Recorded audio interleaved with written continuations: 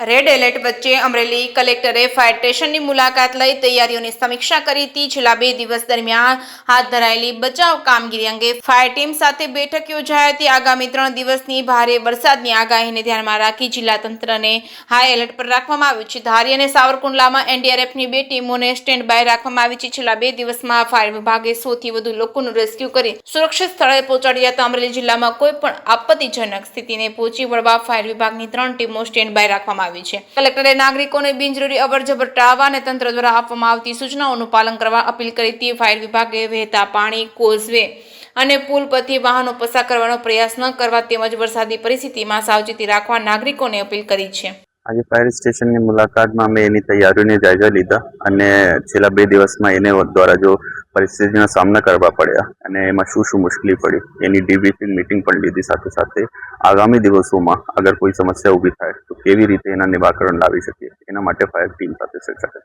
તો આગામી એનડીઆરએફને બોલાવવાની તૈયારી કરી? 2 એનડીઆરએફની ટીમ હાલ જિલ્લામાં ઉપસ્થિત છે, એક ધારીમાં છે અને એક સાવરકુંડલામાં છે। સાથે સાથે ફાયરની ટીમો છે જે કોઈ પણ પરિસ્થિતિના અગર નિર્માણ પામે તો એના માટે સક્ષમ છે। 3 દિવસની આગાહીમાં નાગરિકોથી અપીલ છે કે અવરજવર ઓછા રાખો અને તંત્રની બધી સૂચનાઓનું પાલન કરો। HC Gadhvi, fire officer Amreli. આજરોજ મહેરબાન કલેક્ટર સાહેબ શ્રી દ્વારા ફાયર સ્ટેશન ખાતે વિઝિટ કરવામાં આવી હતી।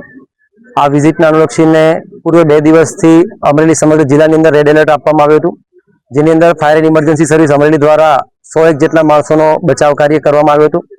આ કાર્યને અનુલક્ષીને કલેક્ટર સાહેબ શ્રી દ્વારા સમગ્ર ફાયર ટીમને એપ્રિસિએશન કરવામાં આવ્યું છે। સાથોસાથ આવનારા 3 દિવસની અંદર પણ હજુ એલર્ટ જારી છે, તો આ દિવસોની અંદર ફાયર સર્વિસ દ્વારા કેવી રીતના કામગીરી કરવી જોઈએ અને અમારે શું એલર્ટ રહેવું જોઈએ તેનું માર્ગદર્શન પણ સાહેબ શ્રી દ્વારા આપવામાં આવ્યું હતું। સાથે સાથે આ અનુભવને ધ્યાનમાં રાખીને અમે આમ જનતા અને નાગરિકને એક વિનંતી અને અપીલ પણ આપના માધ્યમથી કરવા માંગીએ છીએ કે સૌથી વધારે માત્રામાં જો કોલ જોવામાં આવે તો પાણીના વોકડા કે નદીના બ્રિજની ઉપર એક સાહસ કરીને વ્હીકલને પસાર કરવા માટેની ઉતાવળ એ ખૂબ ભારી થઈ જતી હોય છે। આવા સમયે એક આપના પરિવારનો વિચાર કરીને અને એક તમારા પાછળ જોડાયેલા વ્યક્તિઓનો વિચાર કરીને જો આ સાહસ ન કરવામાં આવે તો ઘણા બધા જાનમાલનું નુકસાન થતું આપણે બચાવી શકીએ તેમ છીએ।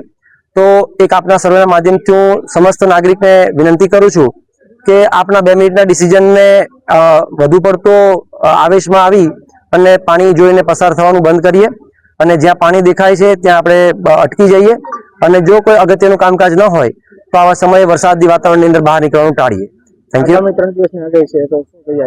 આગામી 3 દિવસની તૈયારીને અનુલક્ષીને અત્યારે સમગ્ર ફાયર ટીમ સ્ટેન્ડ બાય કરવામાં આવેલી છે। હાલના તબક્કે અમારી પાસે 30 જણનો સ્ટાફ 3 ટીમની અંદર વહેંચાયેલો છે, ટીમ 1, ટીમ 2 અને ટીમ 3। અમરેલી જિલ્લાના જે 3 ભાગો છે, રાજુલા પંથક છે, બગસરા પંથક છે અને અમરેલીથી અને અમરેલી નીચેનો બાબરા પંથક છે, આ 3 પંથકને અનુલક્ષીને ધ્યાનમાં રાખી અને આ ટીમો તૈયાર કરવામાં આવી હતી।